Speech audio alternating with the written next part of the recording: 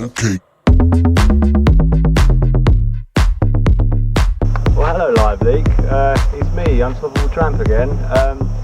So as you can see, we're in the woods at the moment, and I did promise I was going to do a Bugoutbag video, so I thought I'll give you a little rundown on what I carry in our roof box. Like I say, excuse for the dress, I'm actually overdressed for Ibiza. Most people are wandering around naked, so I figured I'd just wear the budgie smugglers today.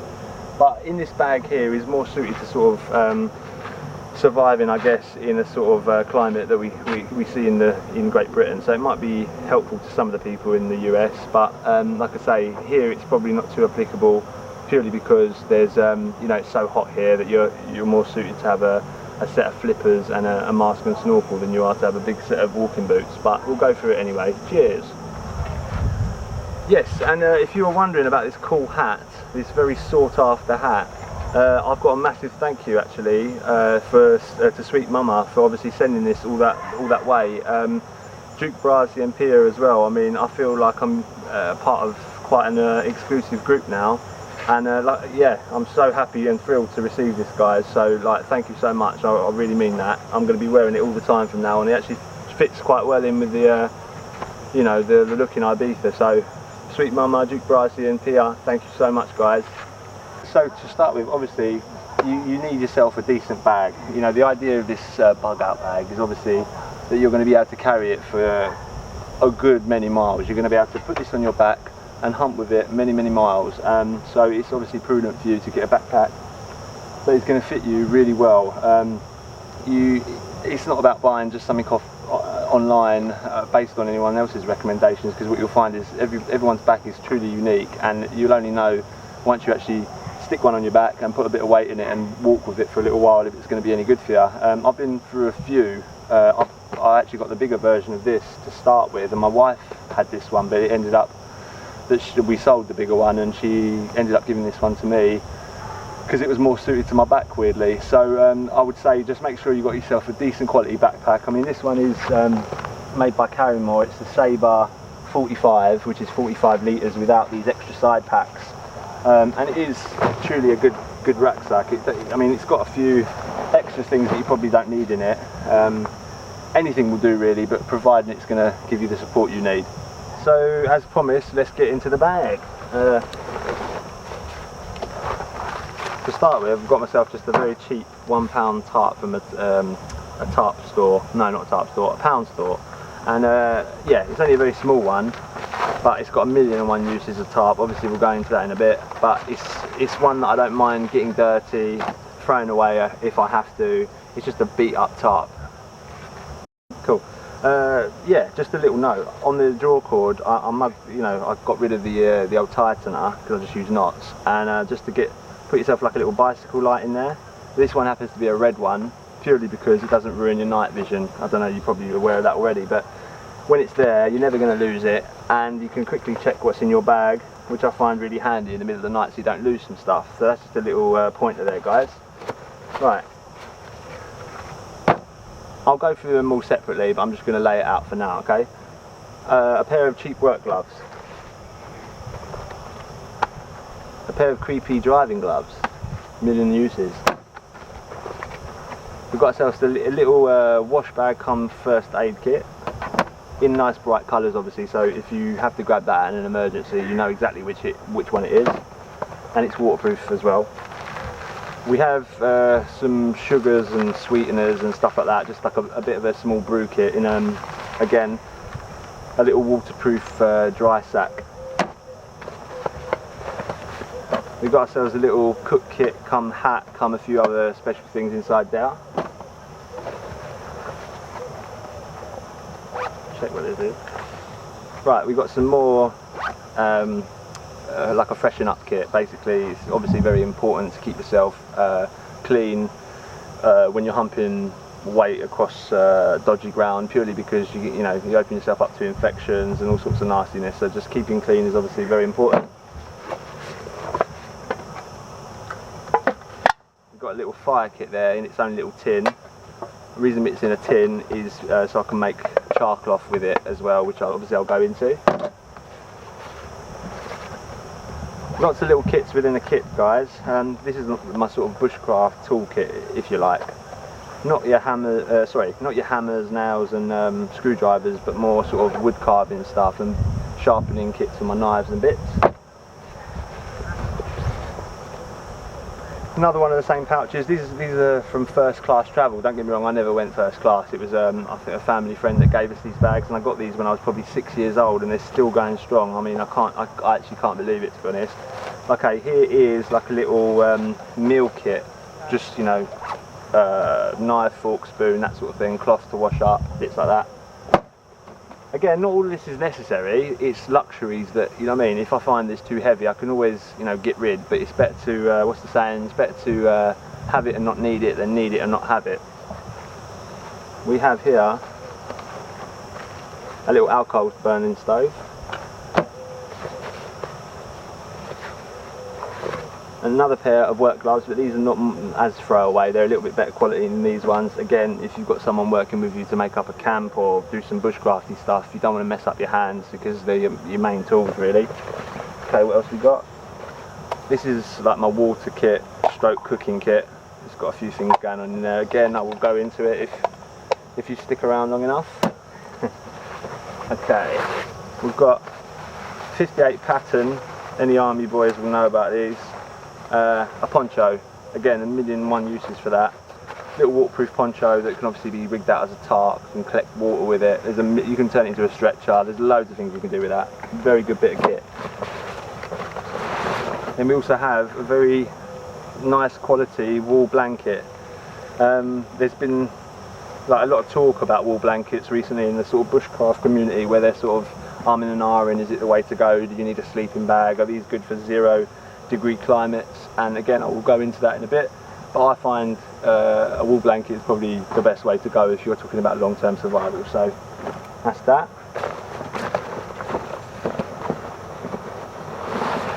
Okay, a few more things here, just in a cheap plastic bag, just some spare pants, socks and bits and pieces like that.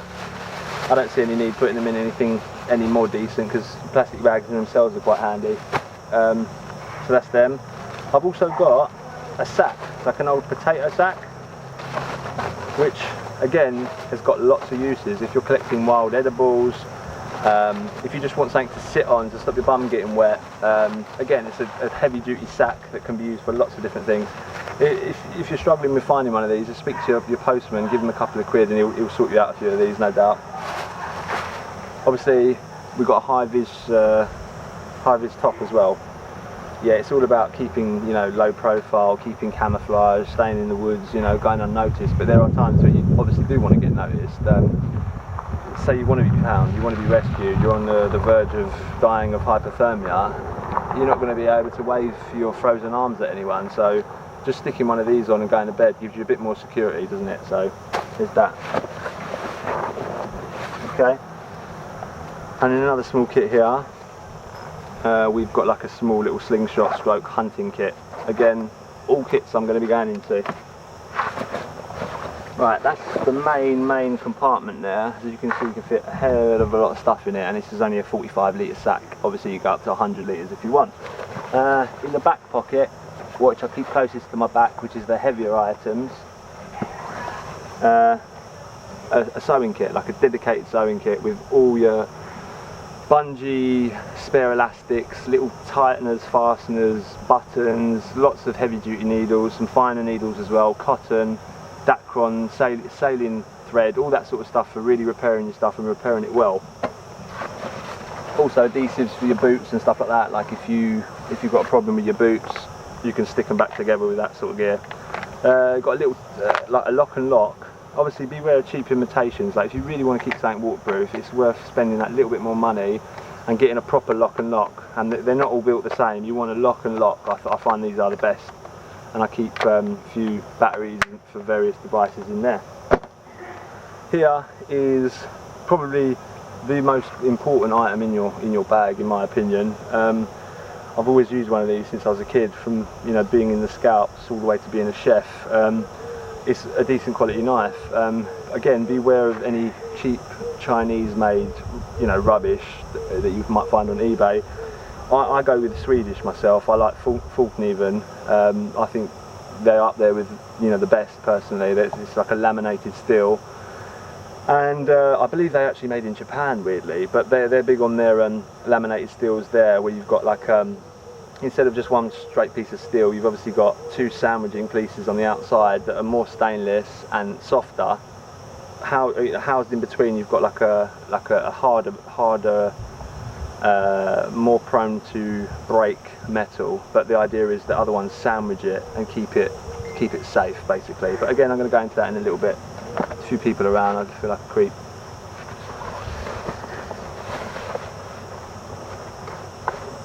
This is what everyone knows about your little tobacco tin, survival tin.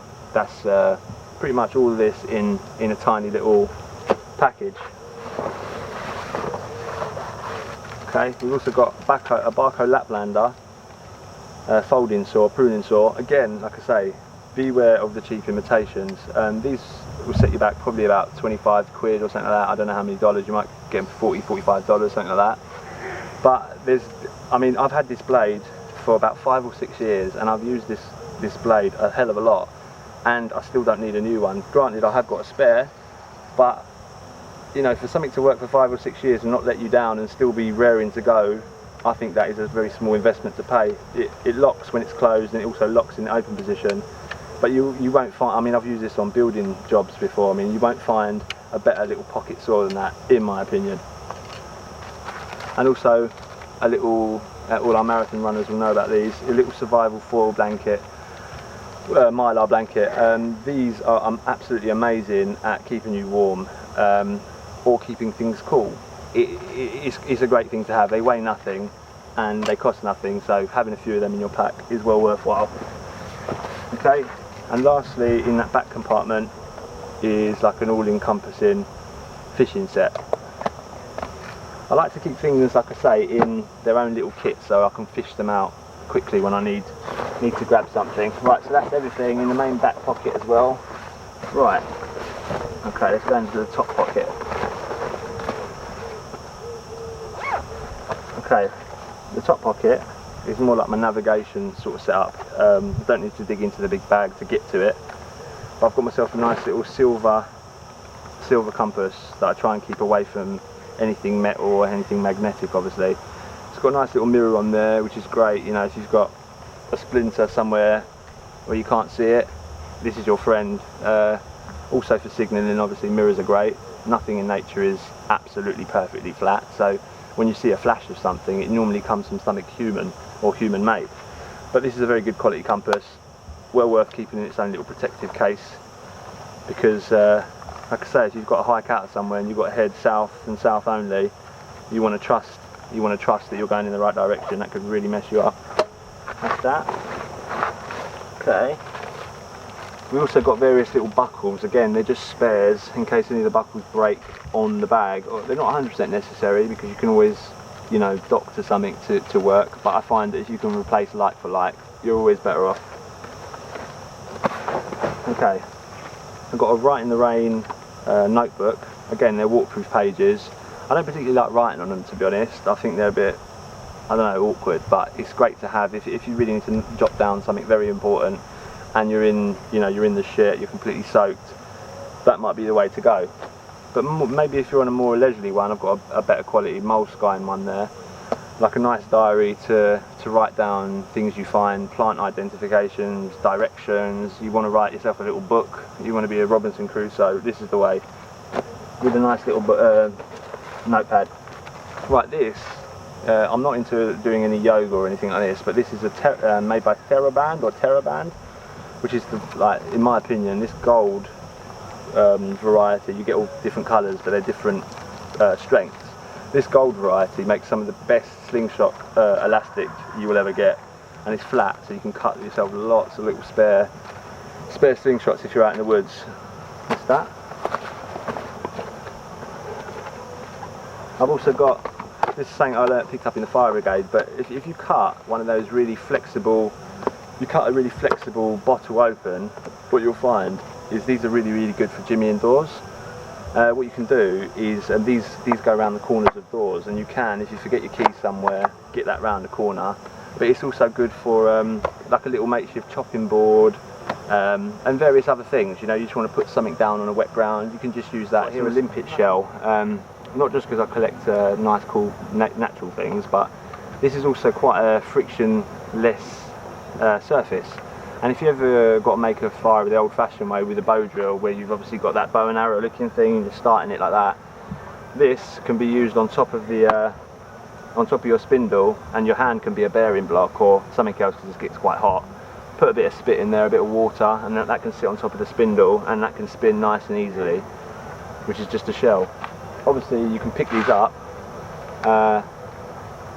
at, you know, where you are, but you might not necessarily be there, you might not be in that environment, so I always carry one.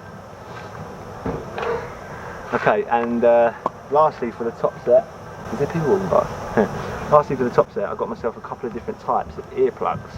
Not just because the last guy I went camping with was a mad snorer, that was the catalyst to getting them, but it's more a case of if you've ever got to be around anything that's got some serious decibels to it, you're going to harm your hearing and you're going to go to sleep with some ringing ears, and we know tinnitus, is it called? Tinnitus? Is not a good thing to have, that ringing in the ears. It's quite debilitating. So I got them as a backup set, but I've also got these more sort of workers ones that you can sort of wear around your neck and put them in as and when. But they really do cancel down the noise to something where you can cope. Always good to have. You know, instead of putting your fingers in your ears, which obviously works, like it doesn't leave anything free to work. So yeah, so that's the top inside pouch. So now with the outside pouch, which is obviously stuff I'm going to be getting to use probably the most.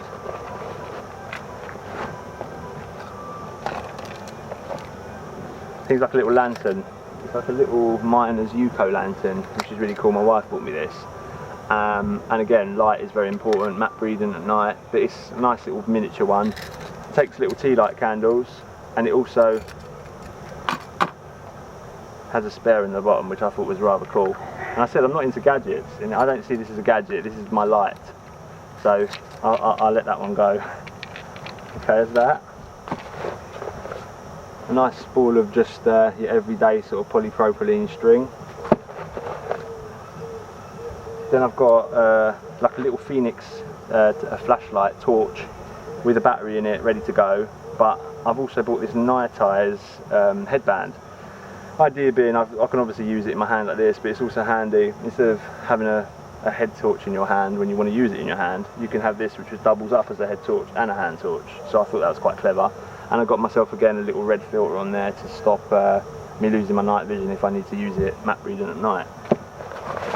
And I've got another dry bag in here, and just in here I carry, I don't use them a lot, I don't particularly love them, but if you need to carry quite a lot of water, that's just like a little Camelback bladder. I think it's only 2 litre one, but as a backup I keep it in a dry sack, so if that was to rupture on me I won't get all my rest of my kit wet.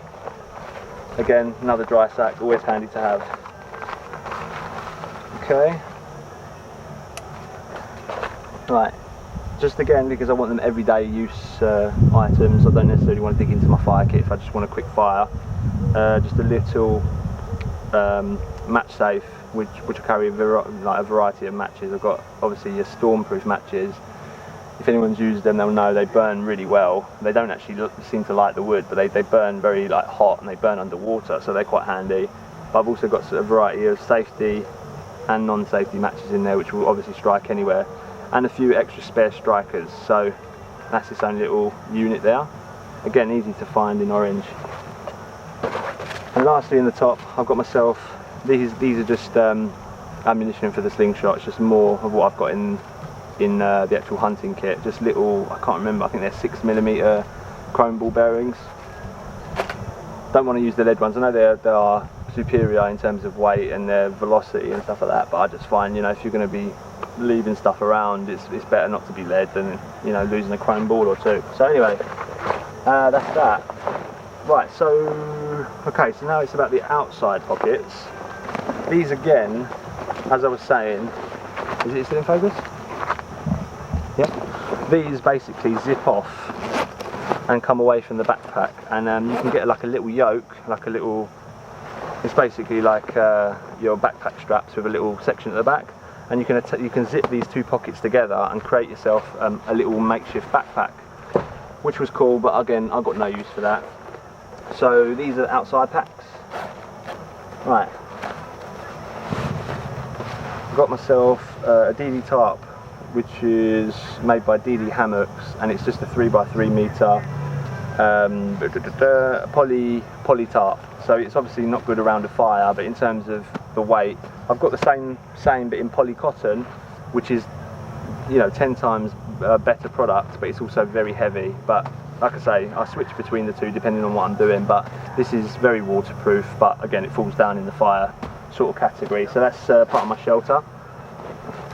I've also got I think it's 10 meters line, and basically with a carabiner attached to it, another two smaller carabiners. The idea being, when I turn up at camp, I can literally just take this, rig it between two trees, then I use these two stainless steel carabiners with these loops already tied, and I just tie very simple prusik knots, and so the tarp can sort of be tautened across the line. And obviously a carabiner, should I need to repel anything, I mean, I'm obviously not going to go very far with this, but it's better than having none. So there's that. That's that for that pocket. Right, let's go. So look up at me.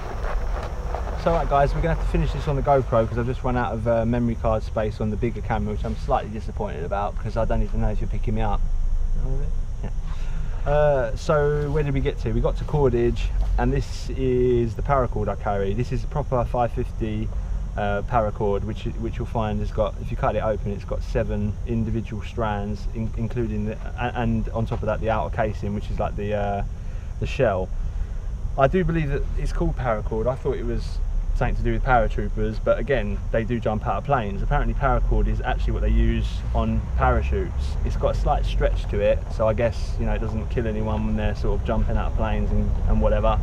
But it's a great cord. It's so versatile, and like I say, you can strip it down and take an individual strand out of there if you want to, and go fishing with that and bits like that. Brilliant bit of kit. What else?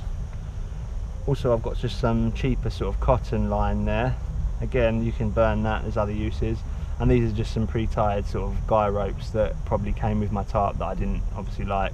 But again, the more cordage the better. Cordage is one of the hardest things to make when you're out in the bush, let's say. So to carry some is a great idea. Right, so everything. Right, so I think that is pretty much it, other than what I also carry in here, which is my second knife. Obviously I've got this, but I've also got its bigger brother. This is the F1, this is the A1, I believe it is. And yeah, again, made by Falkniven. Great little knife. I've used it a lot, as you can see, and sharpened it a lot, as you can see. But again, this knife is made in Sweden, so I trust it. I really do trust it. It's very heavy duty knife, but it's a bit bigger than the other one, so I can do a bit of chopping with it and all sorts. But if you're wondering what this stuff is, this is just bicycle inner tube that's just been cut into little bands. So they call them Ranger bands in America, but they burn really well. Once you start burning one of these, they drip down onto your fire and almost create a very strong fire very quickly. So I've got them, but they also hold back here, which is just like a little, back when I was a chef we used to use these diamond steel rods to sharpen, which feel really smooth. They don't feel like they do anything, but to keep a nice honed edge on your knife, that is the way to go, I find, rather than using a big old stone. I just use a honing rod. And also I've got a load more black paracord on here, just whipped up the case just to add some more. But like I say, great little knife. They're not cheap, but this is the only knife you'll ever need to buy, I guess, because this is the black one. Probably not the best example to show, but going on to the F1, this is the first, my favourite knife, I guess, in the world. These aren't cheap either, like I say. They do make ones with a more rubberized handle, but this is the McCarter one, and I just thought I wanted a knife for life. For me, they're the most important tool that has ever been and gone in man's world. They've changed the way man lives his life, you know. Just from a carpenter to some sort of big cutting machine in a factory, they all use blades, and this is the most simplistic version of one that you can hold by hand and use in a variety of different ways. But I just wanted to show you the laminations. I don't know if you can pick it out, but as you can see them clip those lines going down the middle. These outer cores are the stainless parts, so the actual blade itself won't rust, but knowing stainless is also a lot softer than a carbon steel. The middle is a VG10, which is carbon steel, which is a lot harder and more brittle. But what that does is having the two more malleable outer cases stops it from, chipping, and stops it from getting all bust up. So you can also see when they've sharpened it back, the lamination where it stops, there's like a line there. But I find these knives fantastic. If you can get a chance to buy a Falkniven, I would snap one up, because I think they're like amazing knives, truly amazing. On this kit here, again, like I tend to edit stuff myself. This is just more like Gorilla Tape, gaffer tape, which holds in the back of it just like a little sharpener there that I keep with this. It's also got some, this is artificial deer sinew that I've just plaited just to make it into something decorative, but really I could unwrap that, and that's probably about 100 yards of artificial deer sinew, which is another fantastic product. Then I've also got a fire steel on here. Anyone knows about fire steels will know how awesome they are. Literally, you can take the back of your knife and strike sparks with them. Obviously, you can make yourself a really decent fire with that, and you're good for thousands of strikes. So again, a worthwhile investment having one of these. Worth noting though, as you scrape them back, you do get, that starts to corrode a little bit in the air, because it's a mish metal. It's about 7 or 8 different metals that are alloyed together to create this, magnesium being one of them, I think zinc and iron, all sorts. So it will rust. So what you can do is you can just take a bit of nail varnish and repaint it if you're going to be storing it for a long while. But to be honest, I think that's a bit anal, and there's not really much point doing that. There's no real need.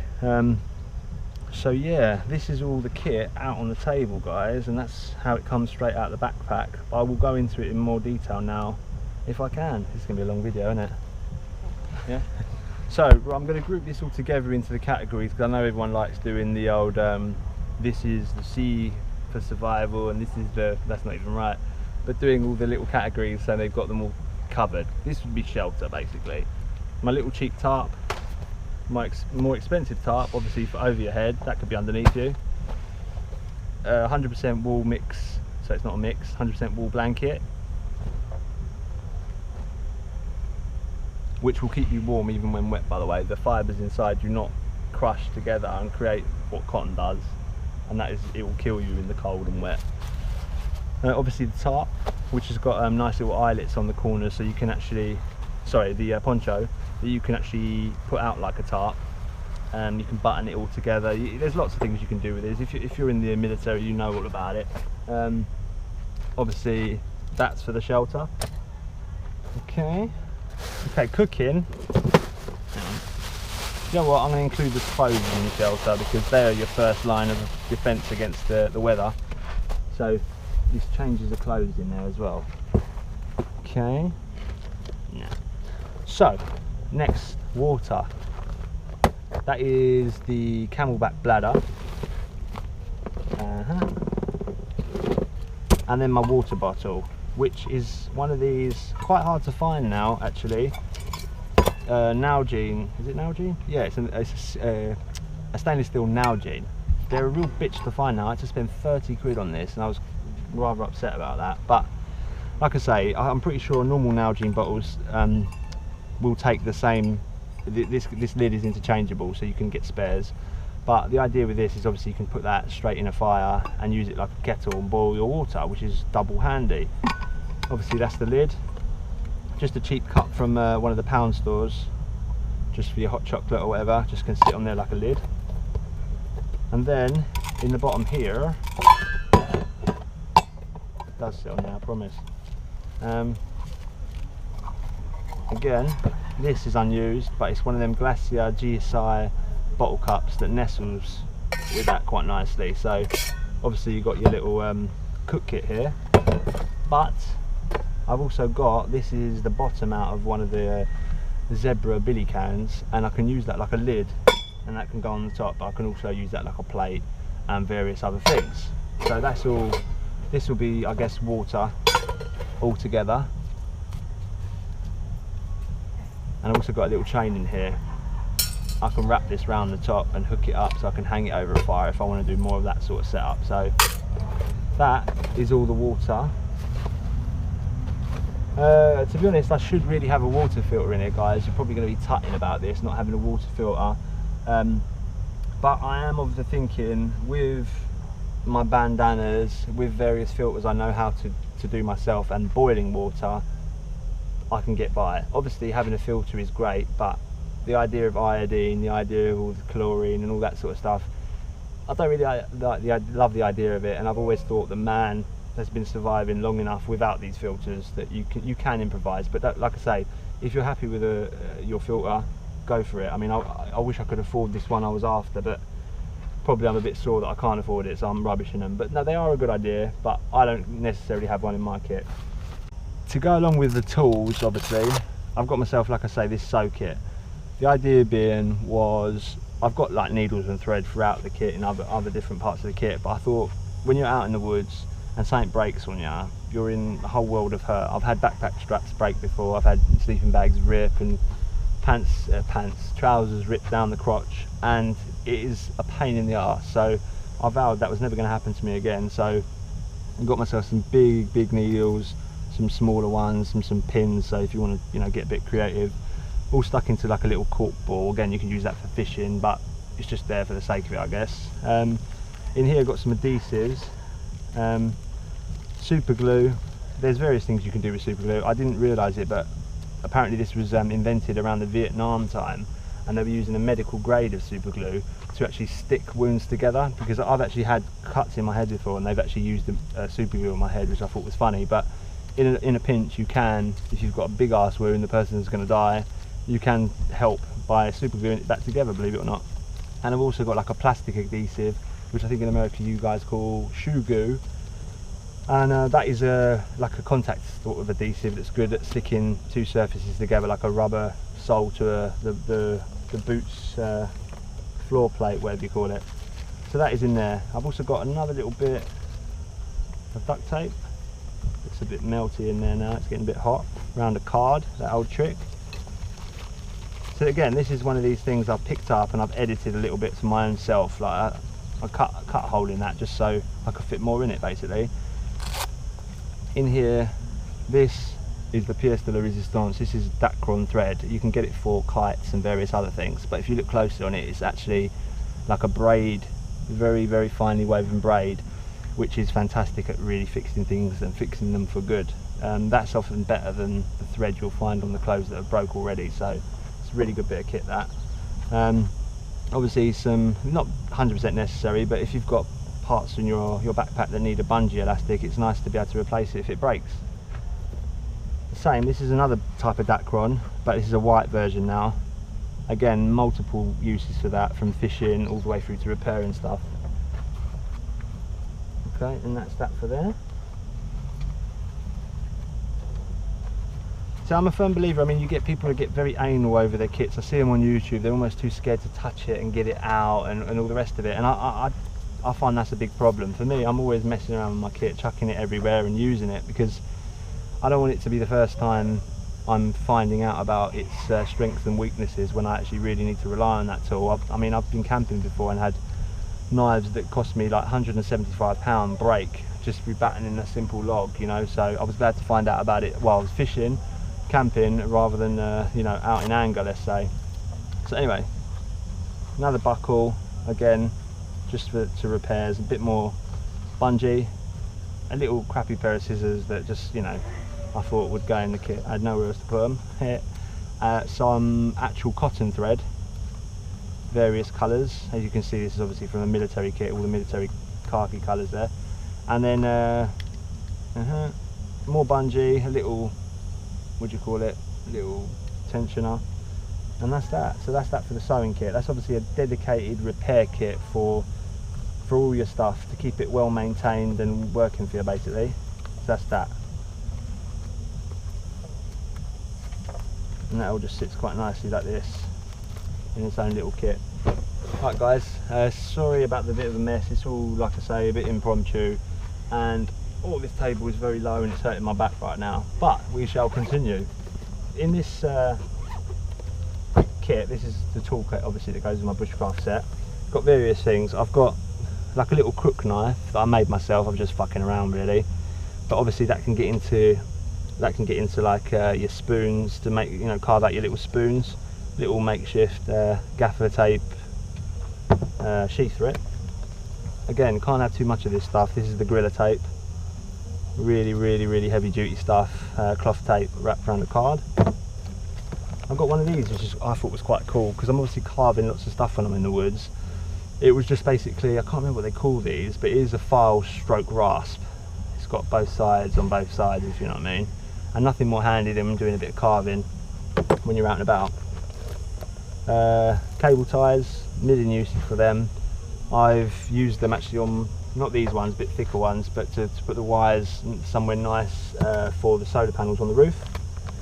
We have, obviously when you're finishing projects, which I like to do when I'm out in the woods a lot, it's good to have some sandpaper.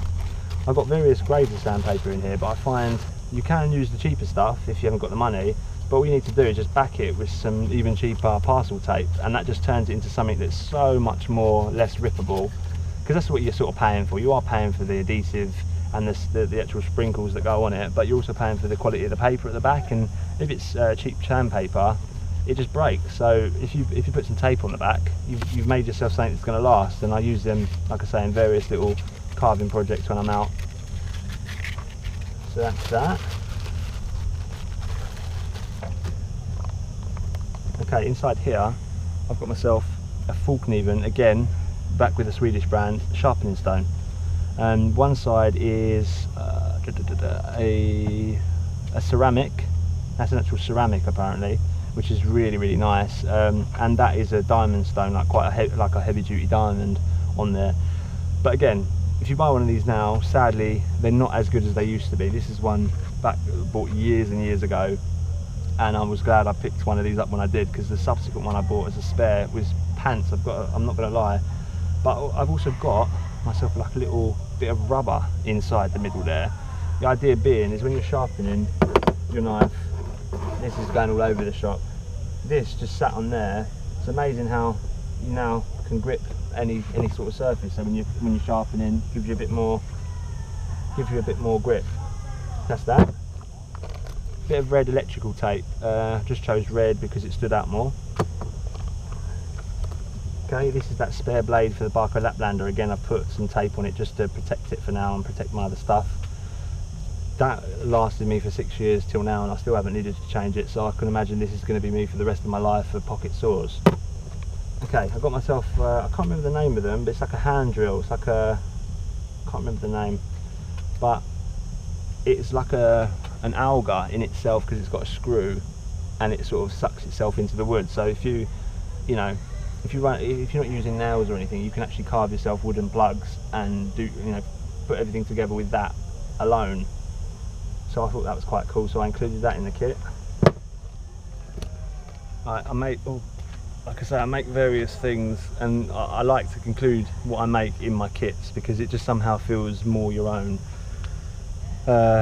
Obviously you know your stuff intimately if you've made it, but like I say, this is, I saw it on Ray Mears. He was making these wooden sort of trays that they were using to boil water, because obviously they didn't have a water pot, so they were heating up rocks and throwing it in these pots made of wooden bark, like birch bark.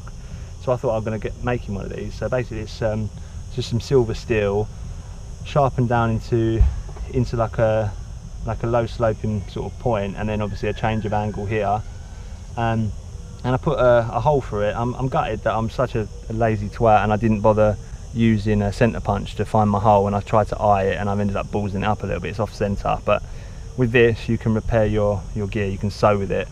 That's just a British oak handle, and also this is a pen inside there that I wrapped some leather around and created a sheath, and this is some of that bungee I've got in the kit. This keeps it safe, so I'm not going to stab anyone that doesn't need to be stabbed. Yeah? Got myself like a little, what do you call, a little bastard file. Just cut one side, I think that's what they call them, a bastard file.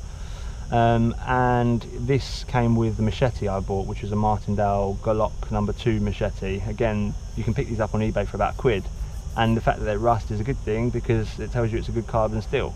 But yeah, keep that nice and that will last a lifetime. Sharpen your axe and all sorts of that. Got myself a little piece of a hacksaw blade with a bit of tape on the end. Just, you never know when you might have to harvest a bit of metal from somewhere, and you can grab it with that. Got myself some decent quality screws, just because I've got my my Leatherman's Wave obviously, and I can put this, I can use these and reuse them for whatever I want. Again, more of the same, screws, nails, wire saw, just for fixing and just fashioning things. You never know when you might need to repair something with a bit of wire. I've got some of the artificial deer sinew, sorry, that I was talking of. Again, this is plastic, this is not real sinew, but it really behaves pretty similar, where you can pick strands down out of it, take smaller strands, use it as fishing line. But it's fantastic. I've used it all on my knife sheaths. I used it here, and it lasts. It really lasts in all weathers, so I was really happy with that. So I picked up a spool on eBay. This is the other piece that weirdly I didn't realise I had. I thought I'd given this away, but this is the other side of the chef's sharpening stone, which, as you can see, is very smooth, but gives knives a fantastic hone. And this, lastly, is more of the finishing kit, which is, instead of the sandpaper this time, this is more emery paper and wet and dry for the finer finishing stuff, and some wire wool. Again, super glue is in there for finishing. Like if you've got a knife handle, you can actually cover it in super glue, and that will fill in all the tiny cracks, and you can sand it back very lightly with either the wire wool or the wet and dry paper. So all in all, that is the Bush Woodscraft kit I carry. I forgot, this here is a Gränsfors Brooks axe. Again, it's like I'm sucking up to Druk here, saying everything Swedish is great, but it truly is. These are made, in Sweden obviously, but by Gränsfors Brooks. You get a maker's mark initial on there, which I thought was a nice touch, so you can actually trace back the guy to who actually done your work. But I've never ever used a better axe than this, I've got to say. This axe comes so sharp, you can shave with it, and it's kept its edge pretty damn well. I don't always put it on the backpack because when I'm carrying the bigger knife, but if I was only going to take the smaller knife, I would take this axe as well. You know, hammer, you can do everything with it basically. This here is just something that my mate gifted me just for when I was carving. It's just camouflage tape that I've wrapped around there that I can obviously take off whenever I want. So that is an axe as well. So that's the Woodsman's toolkit all packed up into this little neat pouch. Again, not everything in here is necessary, but I choose to carry it because I have, you know, I can carry it weight wise, and I'm heavy on tools, like I said in my blog, because if I don't have something and I've got tools, I can make what I need, you know what I mean, or as close as I can get with this. So I think this will probably be one of the last things I was to ditch if weight was becoming a problem. So that's that is the toolkit. That is the sewing kit. Now we have the fishing kit. Like I say, I kept in something that was noticeable, so I could fish it out of my bag should I need to. Right, in here I've just got like a variety of split shot. This came all a split shot, but what they craftily do is make it look quite busy there for you. So what I did was I took all the other split shot and just filled the other ones, so they're a bit random now. And in here I've just got random fish hooks. One thing I've learned is you can catch a big fish and a small fish with a small hook, but you can only really catch a big fish with a big hook. So I do carry more small hooks than I do big hooks. But I've also got a few in there, some, you know, mixed variety, some probably the carp fishing hooks actually, but they'll work just as well in the sea. Right, so that is the fishing weights and hooks. Again, this is sort of like fishing cum trapping, I guess, kit. I'm not intending on trapping anything soon, but I'm saying if it was a case of live or die, I would intend on snaring a rabbit. I know that might offend some people, but I'm sorry about that. Here we have some brass wire, again for making snares. It doesn't, it's very pliable and it holds a good snare. And I've also got some pre-made ones that I got busy with one day as well. Here I've got some, I believe it is 15-pound line that probably should be changed out by now. I've had this for years, but again, it's a good load of, see how long I've had that elastic band, it's breaking apart on me. This has lasted a long time and I've caught many fish with this line, but again, this come on a big spool and I've taken my time like a geek, cutting it all down just so it will fit in here. Customizing my kit all the time. So that is that. Okay, and then lastly in here I carry yet more fish hooks. Again, they're a bitch to make in the wild, so all the better to carry a few. They don't weigh anything and it's worth it. And I think if I look in here, I've even got a few more in here, which I have. Anyway, take my word for it, I almost put a needle in my hand. I've got needles and another set of thingies here. Let me get it out.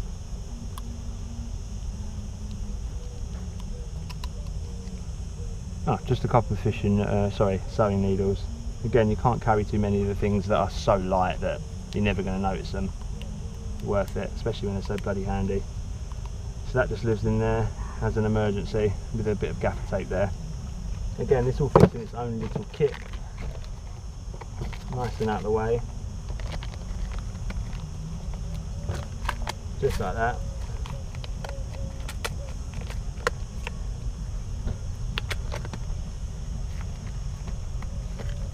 Again, just in a white plastic, just so I can find it when I'm fishing around for it. Okay, that's that. Okay, batteries self-explanatory. Oh yeah, cooking kit. You've already seen obviously some of my cooking kit, but I've got this in there as well. Plain and simply because I love my food. I've got Italian blood obviously, and I like cooking stuff. I don't like just getting by. I like to thrive when I'm out in the woods if I can. So we've got ourselves a Tatonka 1 litre kettle. They call this a kettle, and it's something I've learned new. They intend you to boil tea with that, but whatever. That is its own little kit in that this lid turns into a frying pan with said handle. That turns into a frying pan. That can obviously go back on there as a lid, and that's just double handy. Boiling water, purifying it, stewing things, you name it, you can cook it in here. I try and keep this like really for brews and stuff like that, although I haven't used it yet. And I don't really want to boil in that unless I have to, so I'm using this for now. And I've also got, if you can see in there, coiled up bow saw blade. Yeah, it's a good place to carry it, pure and simply because you're not going to smash all your stuff up with it and cut yourself. But be warned, once you get it in there, be prepared to get it out in a safe fashion because it wants to go mad on you. So that's that. Okay, inside this I carry some J-cloths, plain and simply because they're great for cleaning down. And I've also got this, what I made. Obviously we've seen these all over YouTube. This is like a little alcohol burning stove that just burns on the meths. But there's also this, which is obviously various tin cans fashioned into weird and wonderful things. The idea of this is like a rocket stove, I guess you'd call it. At the bottom,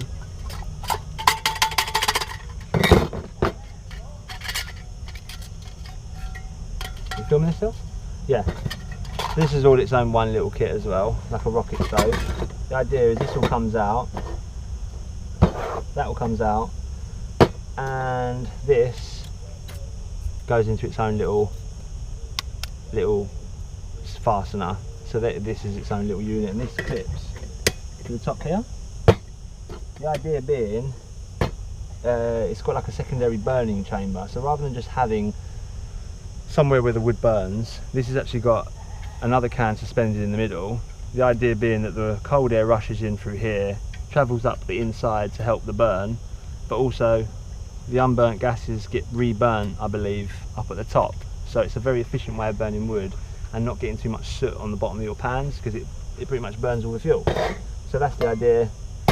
And I've left out this little gap here, obviously, so you can this gap here, so you can keep feeding the fire as it's going. But I've used it a few times. It is, you know, it doesn't weigh anything because it's just cans, but I thought that was quite neat, and it means you don't have to spend the 60 or 70 quid on what they're asking for one of them special rocket stoves. So I thought, why not?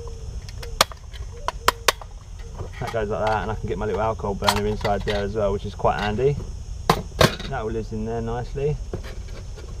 Oh yeah, this stops it rattling around as well, that's part of the reason. Right, that lives on top.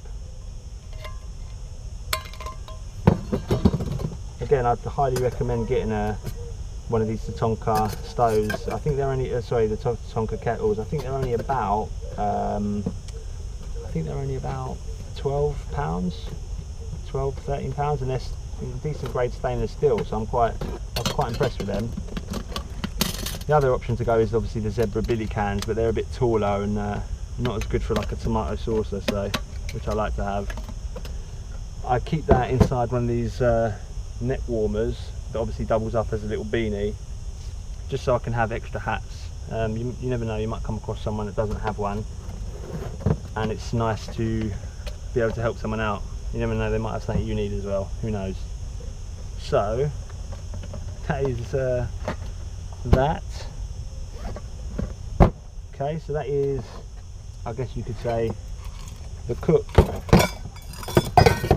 and brew kit.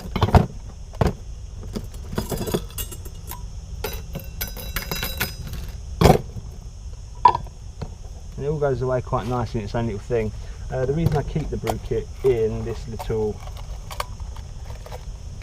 case here is plain and simply, I can hang it off my belt if I need to, so I don't need to mess around with fishing around for it in the backpack if I'm going to be going out on a day scout or something like that. That's that. Yeah, so I could literally carry that on my belt if I had to. I don't really like doing it, but I can. That's that. Right, moving on to the little hunting, I guess you could call it, kit. We've already seen the extra pellets wherever they went. This is how I like to carry my ball bearings normally. This is just one of them money pouches, but it's great for ball bearings if you want to carry your slingshot ammo in that. Thought that was quite a neat little trick. Can't remember where I saw that. I don't even know if I thought of it myself or it was a YouTube thing, who knows. But anyway, this is a 100% cotton bandana in black, and this is a catapult I made, again with the TerraBand TerraBand elastics, two bands on each side, nice little leather pouch. And yeah, I made that out of plywood with an aluminium core stuck to either side, and it stands up quite pretty. But I'll tell you what, when I took this out the first time, I shot a silver ball bearing straight through a rotten log. It went straight through it, literally. I could not believe it, but very accurate, very powerful. It's even got ever so slightly tapered bands. I don't know if you can see, from this here to here is tapered ever so slightly, which increases the velocity apparently. So that's that, and I keep it nice and protected inside there. Like I said, I'm not planning on hunting any animals or anything like that. I mean, I'd only do it in a proper situation where I needed to, and also if I was that proficient enough to know that I was going to dispatch the kill quickly and humanely, rather than taking pot shots at live things, because you know me, I love I'm like a naturist naturally. Yeah, so yeah, that is its own little kit. Again, you can chuck that on your belt if needs be. We've been through the thingy already. I've been through all the what do you call it, navigation. Okay, on to first aid come. I know you're getting bored, I'm sorry darling. Just a quick one on this. More safety pins, one of the, like an open wove bandage, some blunt scissors. It's always good to have the blunt ones but obviously you don't want to smash up your kit and cut it all up, but this is quite good when you're cutting against clothing because you're not going to hurt anyone. But yeah, blunt scissors, blunt thingies, sharp scissors. I can't remember what they call it, I think it's zinc oxide or something, cloth tape, but it's really great at wrapping wounds and sealing up dressings and all sorts.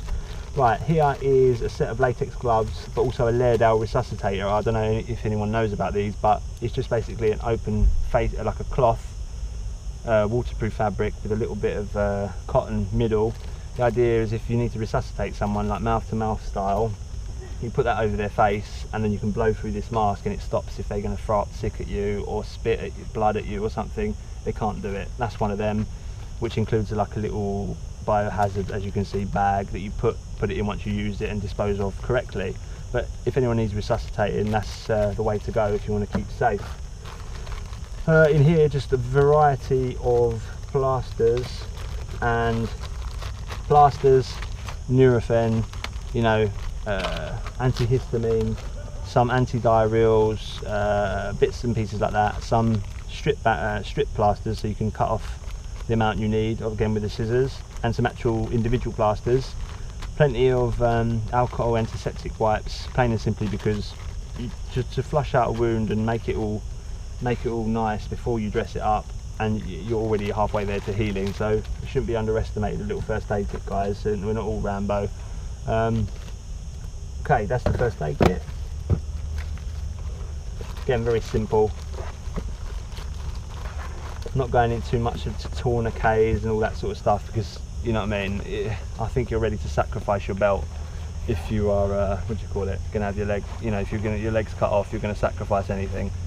I don't know if you need a purpose-made tourniquet. I don't know, it's different in certain other parts of the world where, you know, people are actually going to be going out and having gunfights and stuff, I don't know. But for me personally, I don't need a tourniquet, so that's that. That was the first aid kit just done. This is now like a sort of wash kit. I know I think I referred to that as a wash kit earlier, but I did almost have a combined kit. I think I've obviously changed it since. So this being the wash kit, I've got some pine tar soap here, which has got the most amazing smell to it. I don't know if anyone's had the opportunity of using any of that, but if you do, I'd probably cut this in half, to be honest. It's a massive massive bar, but I would get some because it makes you smell like, I don't know, like the real woods, you know, even after you've come out of the woods. So I like that. Pine tar soap. I've got some teeth cleaning apparatus, which obviously various people on the site have quoted as me never using this stuff, and you're probably right. I actually use fluoride free. We've got an antibacterial hand spray. Again, you know, you're doing anything weird, handling raw meats and bits and pieces like that, you want to give yourself that little bit of extra sanitization after you've cleaned them. Use the spray. So just some nice moisturiser that my wife gave me. Again, when you've got like a dry face or dry anywhere or dry hands, it makes life a lot more difficult. It's not a gay thing to have, it's not something that effeminate men have, it's just anyone that's sensible uses moisturiser. I don't give a shit. Little foldable toothbrush. Oh look, it's unused, says the haters. Sanitary, what have they got? Tampons. You've probably seen a plethora of things about these on the internet, and obviously they are great for ladies, you know, at that certain period in their life. But they're also a very hygienic way of carrying around cotton wool. So if you've got a bullet wound, you can stick one of them in there. There's no bullshit. You can plug up the blood. You can open it out and use it like a dressing. You can also use it for fire lighting. It takes sparks off the fire still exceedingly well. And obviously, if your wife is caught short, then it's even better, isn't it? Maxis, no. Basically, just some simple lip salve. I think this is like one of them sort of medicated, sort of herbally ones, which is quite cool. Another spare toothbrush that remarkably looks unused as well. That might be more for cleaning bits and pieces, and another tampon. Again, with all these things here, you can keep yourself clean and fresh daily. I don't carry things like deodorant because again, it's not realistic. What I will be including in this kit in the near future is a bit of talcum powder and also some bicarbonate of soda, purely because of you can brush your teeth with that alone, you can clean your armpits with that, you can dry shampoo your hair with that stuff. It's fantastic stuff if you can keep it dry. So that's that covered. Okay, that went with the tools, didn't it? I guess these go with the tools as well because they're fixing things and not breaking your hands. That's going with the thingy kit. We spoke about the work gloves. Nothing better than, like I say, protecting your hands, because cuts lead to infections, infections lead to a shit time and maybe even death, you know, when you're out in the wild. So nice set of fitting driving gloves that I got from an RP surplus store for £5. They're actually real leather lined as well. So if I'm doing any woodwork, I'll use these, and they'll protect my hands nicely, or obviously for doubling up if I'm cold. Again, that's more shelter, I guess. The knife we spoke about, obviously that's tools. So, yeah, okay, yeah, this is just a very quick little throw-in brew kit. You know, when I'm going to these like stop-off points and that. Oh no, it's not actually, tell a lie. It's just some, you know, like rehydrating sports drinky things and some gels and stuff like that. I don't particularly have any use for them because they're 0 sugar, and you know what that means. It's going to be full of all that shitty aspartame and all this horrible stuff. But if you truly needed a pick-me-up and you needed some glucose, like I think these ones are, that will give you instant energy that you need to complete a task. I just carry them around because, like I say, I got them free. That's them. But I would probably keep a brew kit in there, like teas, coffees, sugars and all that sort of gear. Okay, like I say guys, this is how I brought it from the UK. I wouldn't say it was a complete kit. I was carrying food in it at one point, but I'm not now, purely and simply because I was worried it was going to spoil. But this whole van is pretty much one big, you know, live off the land sort of thing. I've got various other things that would complement what I have here. And if things were so dire that I didn't have time to just grab some pasta or grab some bits to eat, then I'm probably not going to stay alive very long anyway. But like I say, I probably could keep a few, you know, sachets of couscous or whatever in here like I did at one point, but I don't at the moment, so don't judge me. That's that. Yeah, this is just, again, this is where I think I was keeping the food. Just some washcloths, a spoon and a fork, because although I love carving spoons, I don't like eating from them. I just think it's wrong. It doesn't taste very nice, so I find it very hygienic. Nice stainless steel cutlery. A couple of hand warmers in there, and I did keep. There is some, I think that's some washing up liquid in there as well. But again, not very necessary, but if you can keep your kit maintained and clean, you're all the better, aren't you? And this doesn't weigh anything, literally. I find myself chopping and changing a lot with, you know, how I'm carrying my stuff or whatever. But as you can see, I'm covering quite a few bases here. There's lots of holes in it. People will pick holes in this all day long. There's a million extra things you can carry in here and not carry in here. But I find this does pretty much keep me sorted and gives me some peace of mind that should the van go on fire, should, I don't know, something get announced on the news that was serious, I've got myself a bag that I could just grab and walk away into the unknown with, and it gives me a little bit of an extra chance than just having an iPhone in my pocket. Do you know what I mean? It's prudent. I'm sorry, it's prudent, especially in today's climate. Anyway, so I think lastly, this is rather than using the homemade little penny stove thing you saw, the alcohol burner, this is like a proper made one, fit for purpose, which is made by Trangier, the same people that made the pot.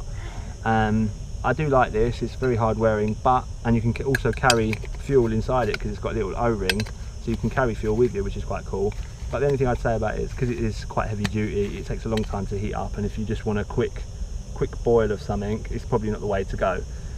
But I've got a little simmering with it as well, so if you're cooking something a bit slower, this is the way.